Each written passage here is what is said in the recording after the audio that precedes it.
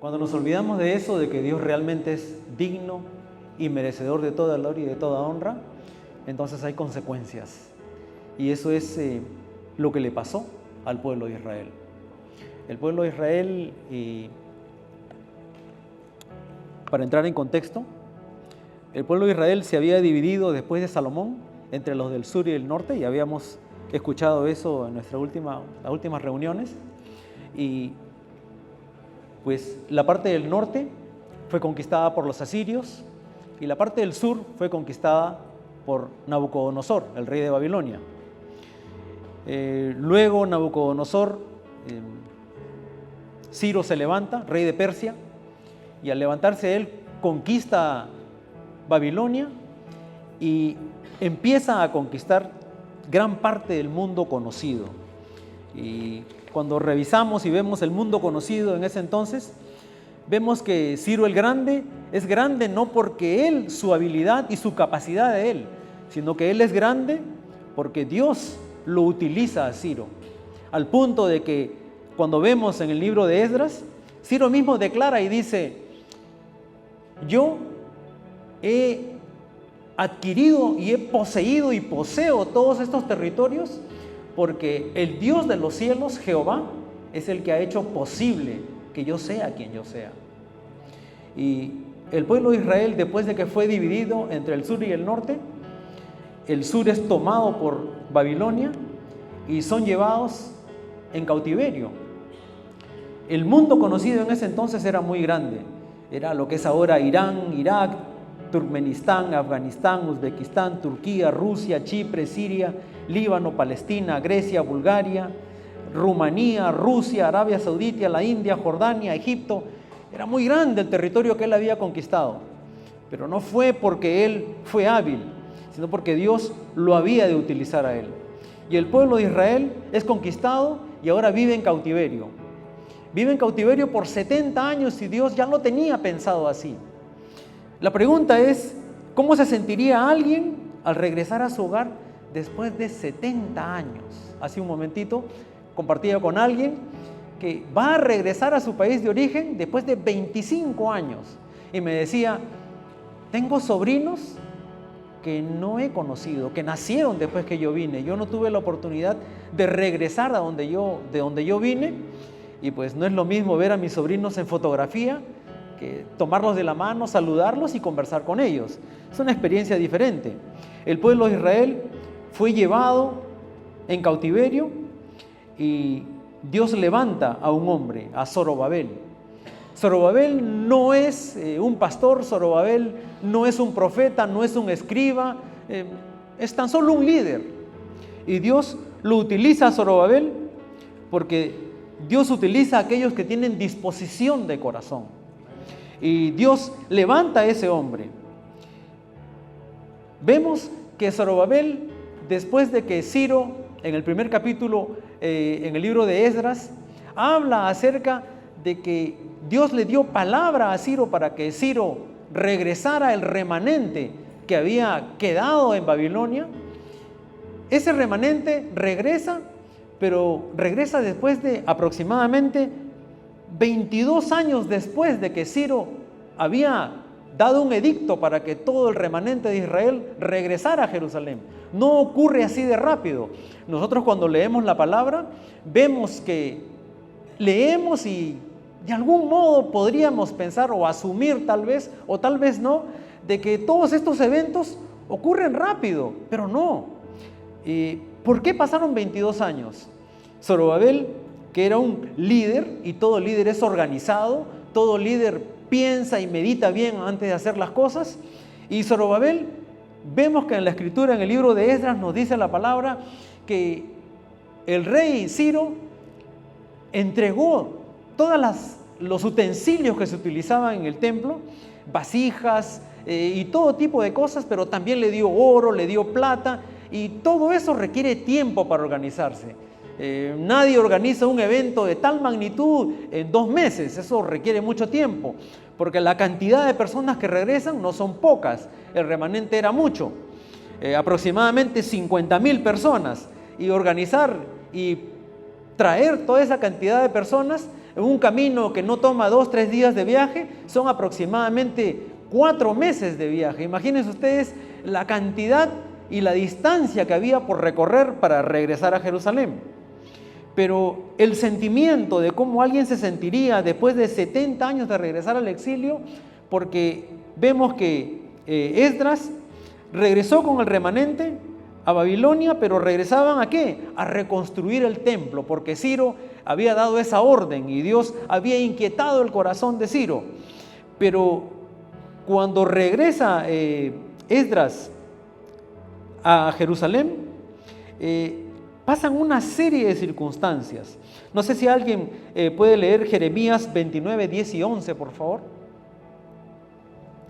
Es importante entrar en el contexto para poder entender qué es lo que está pasando, por qué es que fueron llevados. Cuando nosotros pensamos y creemos que somos autosuficientes, cuando pensamos que tan solo por nuestras capacidades, por la cuenta del banco que yo tengo, por el título profesional que yo poseo, por el trabajo que yo tengo, por las influencias de los amigos, o tal vez, como dicen por ahí, por las conexiones que yo tengo, estoy bien. El pueblo de Israel pensó lo mismo. El rey Joaquín, Sedequías y todos los que estuvieron dentro del tiempo que Jerusalén había sido tomado por los babilonios, pensaron eso. Nosotros podemos. Tenemos un Dios poderoso, pero ignoraban a su Dios. Confiaban en Dios, pero hacían su propia voluntad. ¿Acaso no nos pasa también a nosotros eso algunas veces? Que pensamos y decimos, no, yo creo en un Dios poderoso, pero en lugar de ir por la derecha, nos vamos para la izquierda. Y el problema del pueblo de Israel para caer en esclavitud, en cautiverio, fue el desviarse de la voluntad de Dios, el querer hacer el yo, que prevalezca el yo, lo que yo quiero. No sé si alguien encontró Jeremías 29, 10 y 11, por favor. Amén. Dios ya había pensado todo eso. Dios ya conocía lo que había de pasar. Dios conoce cuando en lugar de ir para la derecha, nos vamos a ir para la izquierda. Pero Dios nos ha dado algo que se llama el libre albedrío. La capacidad de poder decidir, porque hemos escuchado muchas veces que Dios nos ama y si no tuviéramos el libre albedrío, entonces no sería amor, porque el amor no puede ser forzado, el amar es opcional, nosotros decidimos amar, porque de lo contrario no sería amor, sería obligación, pero no, Dios nos da la capacidad de decidir a que busquemos, a que lo amemos. Yo no sé si tal vez usted ha vivido una circunstancia en la cual usted ama a alguien, a su hijo, a su hermano o a alguien en su familia y hace todo lo contrario a lo que usted le aconseja. Y usted dice, pero si le estoy diciendo lo bueno, eso fue lo que le pasó al Señor. El Señor quería lo bueno para su pueblo y le dijo, yo tengo pensamientos buenos para ustedes. El problema es que el aconsejado, el pueblo de Dios, el aconsejado, usted y yo, a veces no tomamos en cuenta a Dios. Consecuencia, cautiverio. Y usted dirá, pero a mí no me va a pasar cautiverio porque esos tiempos pasaron. Sí, puede ser cautiverio de ¿qué? Cautiverio de deudas, cautiverio de relaciones equivocadas, cautiverio de decisiones en las cuales nos sometemos a circunstancias que no debemos, cautiverio. Pero continúa Zorobabel y decide regresar para construir el templo. Y cuando regresa a construir el templo, vemos que Zorobabel era un descendiente del rey David. Era un hombre que venía del linaje de David y en ese linaje venía Jesús. Era un líder, deseaba reconstruir el templo. Y reconstruir el templo, pues a Salomón le tomó 7 años, a Zorobabel le tomó casi 20 años o un poquito más. ¿Por qué? Porque encontró obstáculos en el camino. ¿Qué pasaba? Habían personas que, lejos de ayudar, tenían ideas y formas de pensar diferentes. Entre uno de ellos estaban aquellos que eran parte del pueblo de Dios, los samaritanos, que se habían mezclado con otros pueblos y no se veían bien con los judíos. ¿Por qué? Porque los judíos lo veían a ellos como impuros, porque se habían mezclado con otros pueblos. Y el Señor le había dicho al pueblo de Israel: no te mezcles con otros pueblos. Y cuando nosotros nos mezclamos con otros pueblos, usted dirá: pero ¿y cómo me puedo mezclar con otro pueblo? ¿Sí? Cuando te envuelves en conversaciones con amistades que no debes, cuando te envuelves en prácticas que no debes, entonces espiritualmente podemos llegar a la condición de un samaritano. Y el pueblo judío no podía ver a los samaritanos tampoco podían ver a los judíos, y ellos son los que le quieren hacer obstáculo al pueblo de Israel para que construya el templo. ¿Por qué? Porque uno decía: se adora aquí, el otro decía: no, se adora acá. Tan solo por eso y por algunas cosas más en las cuales se diferenciaban ellos. Pero Zorobabel es importante porque él viene a reconstruir el templo, y el templo significaba y significa el centro donde hay comunión con Dios. Es por eso que nos reunimos en un lugar que se llama templo, ¿verdad? Somos la iglesia no es el templo, la iglesia somos usted y yo. El templo es el lugar donde nosotros adoramos, y el pueblo de Israel tenía ese lugar, el templo, donde ellos llegaban para darle culto y adoración a Dios. Tenían el arca del pacto, pero ahora Dios había dicho: vamos a construir el templo, y el arca del pacto estaba dentro del templo, y ahora la adoración era dentro del templo. ¿Qué pasa con Esdras? Esdras todavía no llega hasta ese entonces, pero vemos que años después Esdras llega. Esdras vemos que es inquietado por Dios, porque Esdras no es cualquier hombre. Esdras era un hombre que era sacerdote, pero que era escriba, era un hombre preparado, era un líder judío, era un maestro de la palabra. Porque pasa que los escribas, cada vez que se abría una sinagoga, ¿qué hacía el escriba? Hacía eso, escribía, reescribía. Y como para ser escriba no puedes poner a cualquiera, porque si te equivocas en una palabra y dices: no, ya no importa, continúo. No, el escriba era preciso, el escriba era exacto, era minucioso, se esforzaba, era diligente. Diligente quiere decir que es en extremo cuidadoso, que se fija y toma precaución para todo, que mide las cosas que va a hacer, que es cuidadoso en cómo pone las cosas, en el esmero y el empeño en que pone para hacer las cosas que hace. Y Esdras era uno de esos hombres, y Dios utiliza a Esdras, pero Esdras regresa cuando el templo ya está terminado. Vemos que Zorobabel está ocupado en la reconstrucción del templo, pero Esdras está enfocado en la restauración espiritual, porque podemos tener el templo, pero si espiritualmente no estamos preparados, si espiritualmente no tenemos disposición para hacer las cosas que Dios nos manda a hacer, entonces no nos sirve de nada. Entonces podemos llegar a la iglesia y salimos igual. No pasa nada en medio de nosotros, porque tiene que haber entrega en nuestro corazón. El pueblo de Dios había hecho el templo, ¿por qué? Porque quería y vio la necesidad, porque Dios había puesto la inquietud en el corazón de ellos a través de la enseñanza de la palabra, que era necesario ser restaurado. Todos necesitamos ser restaurados, y necesitamos ser restaurados cada día de nuestra vida. ¿Por qué? Porque nos equivocamos todos los días, cometemos errores todos los días, nos sentimos de algún modo autosuficientes a veces. Y ese fue el error del pueblo de Israel, y ese es el error que a veces ocurre en medio de la iglesia, nuestra autosuficiencia. A veces pensamos que ya conocemos lo que hemos leído, lo que hemos escuchado, y sin darnos cuenta, cuando somos confrontados con la palabra, vamos a ver que realmente no estábamos tan bien como pensábamos. Así que Esdras, un líder fiel, guía a su pueblo. ¿Para qué? Para enseñar la palabra. Pero con Zorobabel habíamos dicho que habían regresado aproximadamente 50,000 personas. Pero Esdras, antes de regresar,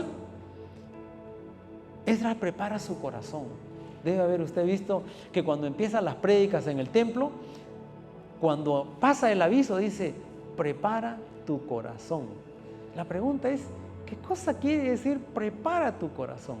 Pero mejor aún, cuando la palabra habla del corazón, no está hablando de este órgano que bombea sangre, está hablando del entendimiento, del razonamiento, de la forma de pensar que tenemos. Y Esdras dice, preparó su corazón. ¿Qué fue lo que hizo? Esdras dejó de ver la realidad que estaba viviendo.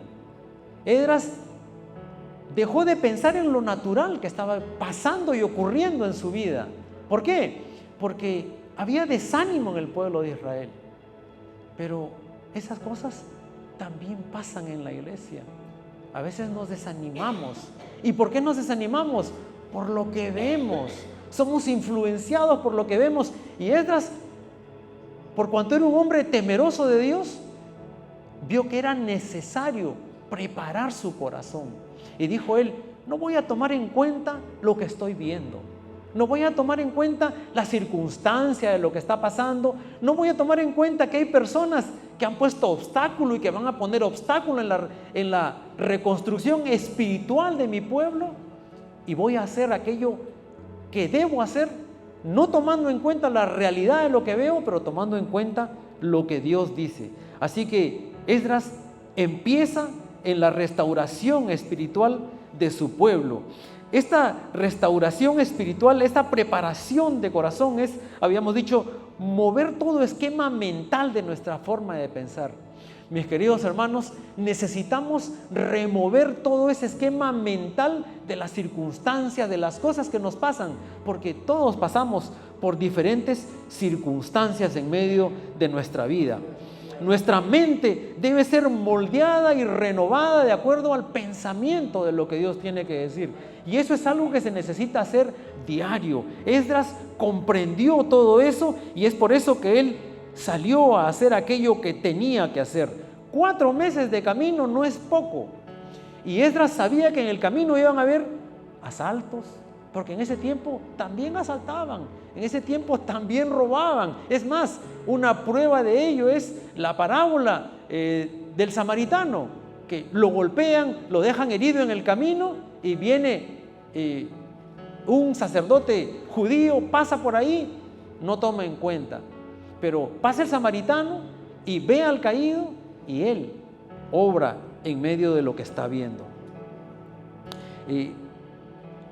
Vemos que Esdras llega aproximadamente 60 años después de que había llegado Zorobabel y llega en medio de desánimo, llega en medio en el cual se había terminado el templo, pero vemos que habían obstáculos del pueblo que vivía en ese lugar, que no solo eran samaritanos, pero también habían otros pueblos. Y la razón de la oposición era el temor de que el pueblo de Israel se fortaleciera nuevamente.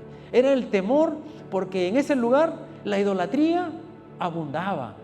Y ellos sabían que si el pueblo de Israel, una vez terminado el templo, una vez terminadas las murallas, se iba a fortalecer.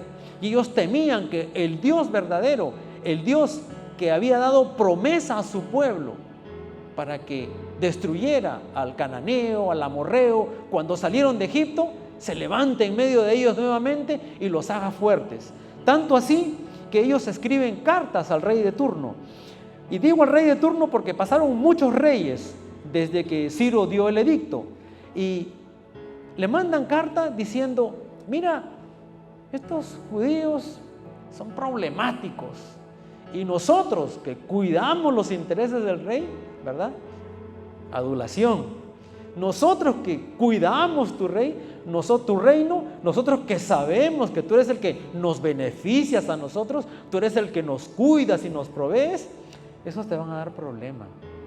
Esos no te van a querer pagar peaje, no te van a querer pagar impuestos, te van a dar problemas y nosotros que estamos salvaguardando tu reino, ¿verdad? Queremos que tú sepas eso porque tienes que cortarlos de una vez. Pero, historia larga, corta, vemos que el rey Darío ve y averigua y dice, ellos mismos los que lo acusan dicen, si quieres busca ahí en los edictos que firmaron los reyes anteriores para que tú veas que esa gente es problemática. Y Darío dice que se detenga todo, manda a buscar los edictos y encuentra que sí, que en realidad Ciro había mandado hacer eso, el rey Ciro, y pues él decide que se construya el templo, que se termine. Es más, ustedes van a ayudarle a ellos a terminar aquello que yo he dicho que se tiene que terminar porque está dentro de los edictos.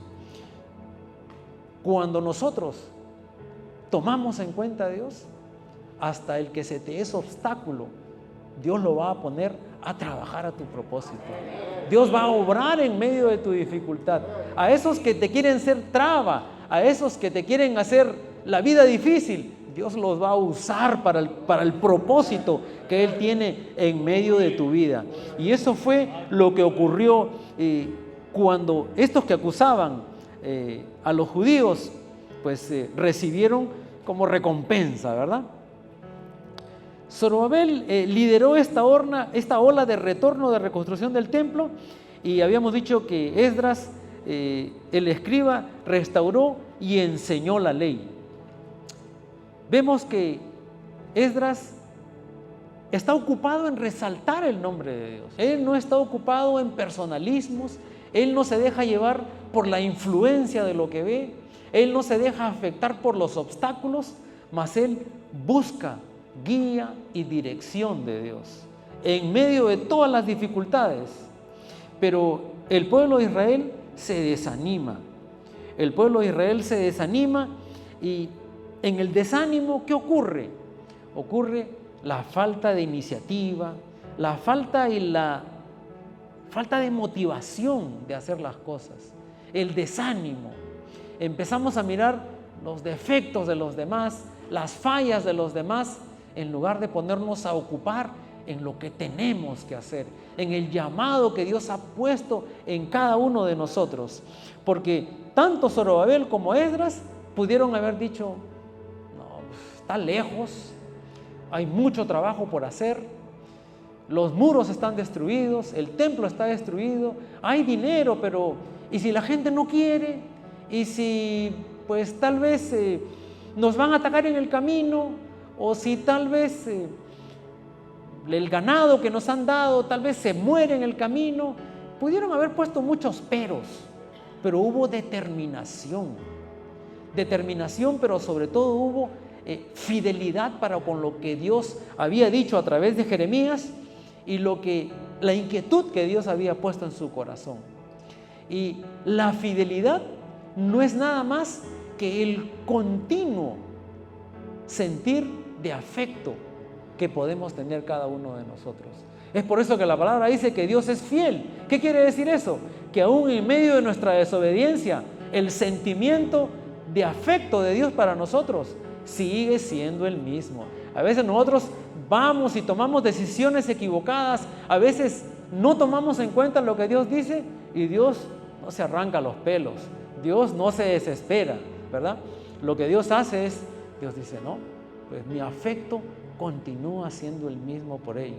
Es más, acabamos de escuchar que a través de Jeremías Dios dijo, yo sé los pensamientos que tengo para ustedes, yo sé los deseos que tienen para ustedes. Y si tal vez tienes un hijo que está un poquito rebelde, o tal vez conoces a alguien en tu familia que tiene una actitud contraria a todo lo que tú le dices, esa fue la actitud del pueblo de Israel y esa también es la actitud de cada uno de nosotros cuando no conocíamos de Dios. Actuábamos de acuerdo a nuestro propio parecer. Y cuando tenemos a alguien rebelde en la familia, le aconsejamos, pero siempre quiere hacer lo que le parece, lo que le gusta, lo que le llama la atención y no lo que tienes que decir. No sé si alguien puede leer Nehemías 4:9.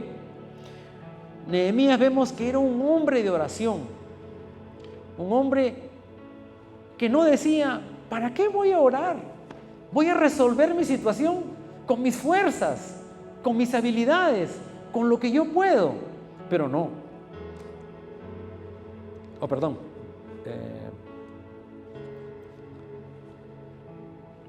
Discúlpeme, salté que me equivoqué de página. Pero bueno, no sé si pueden leer Esdras, el capítulo 7, el verso 6, por favor. Esdras 7, 6.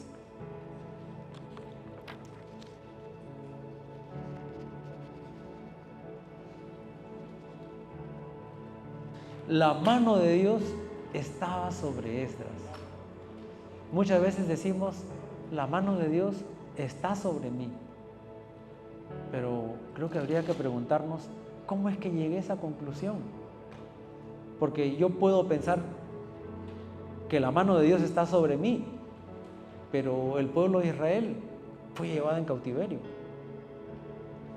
¿Por qué fue llevada en cautiverio? La mano de Dios no estaba sobre ellos.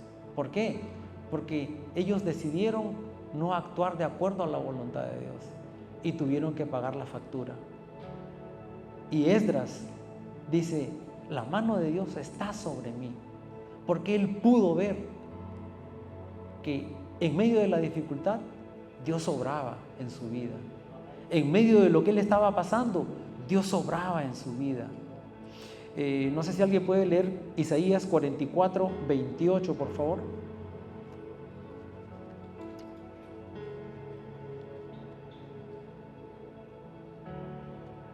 Que esa promesa que había dado a través de Jeremías se cumpliera.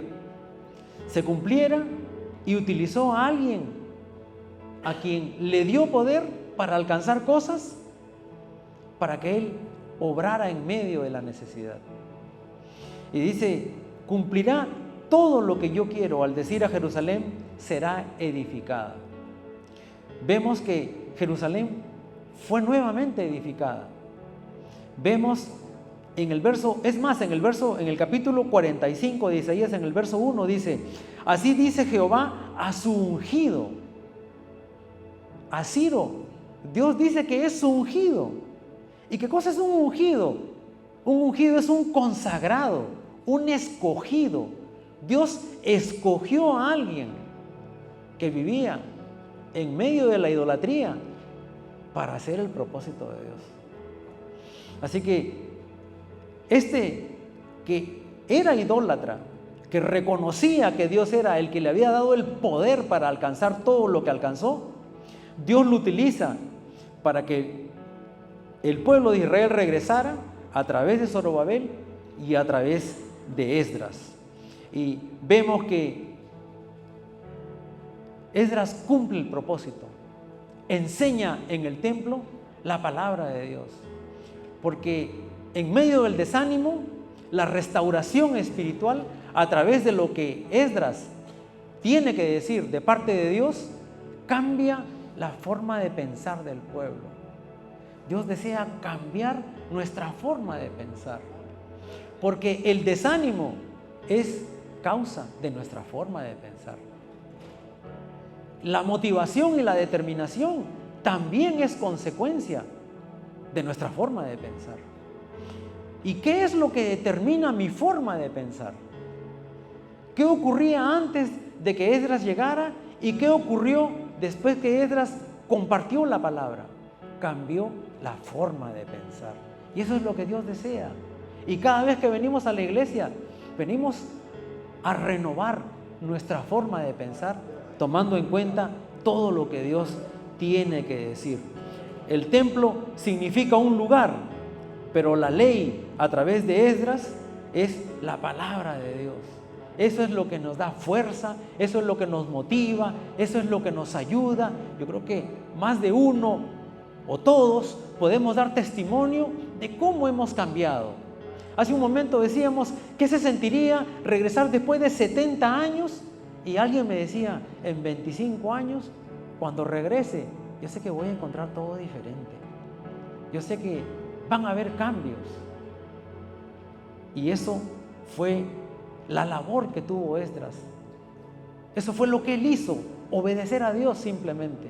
No fue de su capacidad, de su habilidad, pero fue de su obediencia a lo que Dios tiene que decir. Vamos a continuar con el libro de Nehemías. Nehemías, al contrario de Esdras, fue tan solo un líder. Nehemías fue algo así como Zorobabel. Tenía determinación, no tenía un puesto, no tenía un título, pero tenía un corazón obediente. El libro de Nehemías empieza cuando sus hermanos vienen de Jerusalén y él pregunta: ¿y qué tal? ¿Cómo va todo por allá? Eso es algo que tal vez usted pregunta a un familiar o pregunta a algún hermano de la iglesia: ¿y qué tal? ¿Cómo va todo por casa? ¿Cómo te va? Y algunos dicen: bien, gracias a Dios, todo va bien, ¿verdad? ¿Y cómo estás? Algunos dicen: en gloria, dicen algunos, ¿verdad? Pero cargan la procesión por adentro, ¿verdad? Pero Nehemías también tuvo sus dificultades como usted y yo. Tal vez no le alcanzaba el dinero para llegar a fin de mes. Tal vez tuvo problemas familiares, como cualquiera de nosotros. Pero Nehemías no estuvo pensando en: ¿será que yo tengo instituto bíblico para hacer esto? ¿Será necesario que me tenga que meter a la Universidad de Visión primero para hacer esto? ¿Será necesario que me vaya a una universidad a estudiar teología? Que es bueno que si lo hace y lo puede hacer, que lo haga. Pero él no vio eso. Hubo en su corazón disposición. Hubo en su corazón obediencia. Porque, mi querido hermano, para obedecer a Dios tan solo es necesario conocer a Dios. Y para conocer a Dios es necesario abrir la Biblia. Más nada. Porque a veces, fíjese, testimonio. Una vez evangelizando en el flea market, me acerqué a compartir palabra con alguien, un señor que venía vestido con ropa de mecánico, y le empecé a hablar acerca del Evangelio. Y me dijo: sí, me dijo, yo sé esto, sí, porque Cristo aquí, Cristo allá, fíjate, y los que fueron crucificados al lado, y me empezó a hablar de profecías. Yo me quedé escuchándolo y dije: mira, la verdad que yo te necesito aquí, le dije yo, para que tú me ayudes a compartir palabra. A mí me caería bien gente que conoce todo lo que tú sabes. No, me dijo que lo que pasa es que yo trabajo y los sábados no tengo tiempo porque cierran a las 6 y el domingo, ya tú ves, me tengo que ir a la iglesia. Nada malo con que vaya a la iglesia, ¿verdad? Mi querido hermano, ¿de qué me sirve a mí? ¿O de qué le hubiese servido a Nehemías tener un título de teología y tiene esa actitud? No nos sirve de nada. Pero Nehemías no tenía ningún título, pero tenía algo que es importante para Dios: obediencia, determinación. Porque cuando tenemos determinación, entonces alcanzamos a hacer muchas cosas, no por nuestra propia fuerza, sino porque Dios pone el querer como el hacer en medio de nosotros. Y eso lo hemos escuchado muchas veces. Es más, yo lo he compartido antes. Si usted me pregunta, nunca en mi vida pensé estar parado acá delante de ustedes, ni en mis mejores sueños. Pero a Dios le pareció inquietar el corazón, y a Él le pareció poner inquietud en mi corazón. Y eso es lo que Dios está llamándonos a cada uno de nosotros, a que nuestros corazones sean inquietados, a que preparemos nuestro corazón, a que no nos enfoquemos tanto en lo que nos está pasando. Porque, como decíamos hace un momento, vemos y nos dejamos llevar por lo que nos pasa, pero usted no sabe lo que estoy pasando en mi vida, ni yo sé lo que usted está pasando en su vida. Mal haría yo en hacer juicio y porque lo veo tranquilo decirle: no, su vida de él está bien. No. Pero Esdras fue obediente. No solo fue obediente, pero puso manos a la obra. Fue un líder y fue un hombre de oración. No sé si alguien puede leer Nehemías 1, 4 y 5, ahora sí. Fue un hombre que le dedicaba tiempo a la oración. Pero cuando nosotros pensamos equivocadamente que orar tal vez no me va a ayudar mucho, que orar, eso es estar en la pasividad, cuando voy a tomar fuerzas y acción yo por mi propia fuerza, si yo soy capaz, entonces estamos pensando equivocadamente. Entonces estamos pensando que somos autosuficientes. Porque, mi querido hermano, cuando pensamos en la autosuficiencia, entonces le estamos diciendo a Dios, ¿sabes qué? Mira, ponte un costadito y déjame a mí. I know what I'm doing. Y ahí es donde empiezan nuestros problemas. Hace un tiempo, mi querido hermano, me quedé sin empleo, testimonio, y busqué trabajo en muchos sitios y ninguno me llamaba. Yo le decía a mi esposa, yo creo que voy a aprovechar este tiempo y bueno, voy a salir con la bicicleta, voy a hacer algo productivo. Y cuando a veces salía a caminar y regresaba, a veces pasa que hay una voz ahí que nos habla, ¿verdad? Y algo me decía, no que tan bueno para motivar, pues, no que tan bueno para hablar, ¿verdad? Y yo decía, no, Señor, yo sé que en tu tiempo yo voy a encontrar el trabajo que yo